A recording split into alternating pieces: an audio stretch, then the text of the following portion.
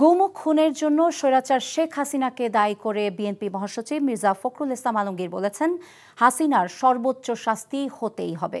অন্তর্বর্তী সরকার অপরাধীদের বিচারে সম্পূর্ণ ব্যর্থ হয়েছে বলেও দাবি করেন তিনি। মায়ের ডাক আয়োজিত এক অনুষ্ঠানে তিনি এসব কথা বলেন। ইফতেখার রেজার রিপোর্ট। আমার বাবা আমার নাম ডায়নাগরের ভিতরে লিখে রাখছিল। আমি জানি না আমার বাবা এখনো বেঁচে আছে কিনা, কিন্তু আমি আমার বাবাকে ফেরত চাই। আমি আমার বাবাকে জড়িয়ে ধরতে চাই।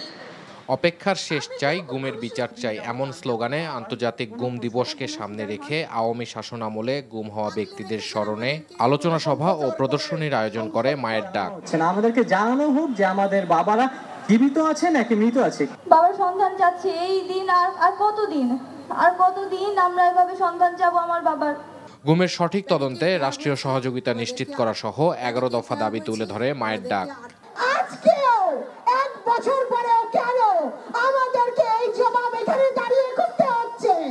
বিএনপি মহাসচিব মির্জা ফখরুল ইসলাম আলমগীর ছাত্র জনতার আন্দোলনের পর গুম খুনের বিচারে কোনো অগ্রগতি না হওয়ায় সরকারের সমালোচনা করেন।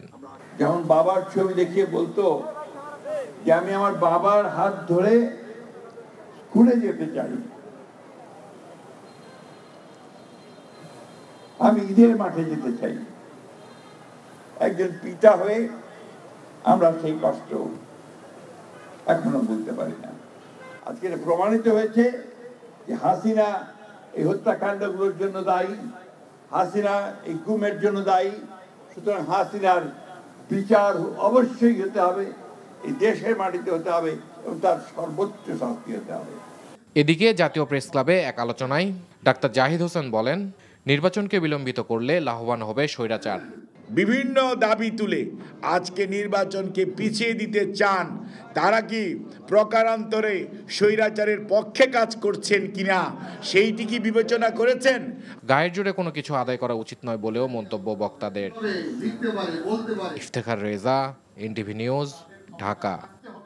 বান্ডেল থাকলে প্রতি সেনমানিতে টাকা বাঁচবে। বিকাশ সেনমানি বান্ডেল কিনে জিতুন প্রতি লেনদেনে।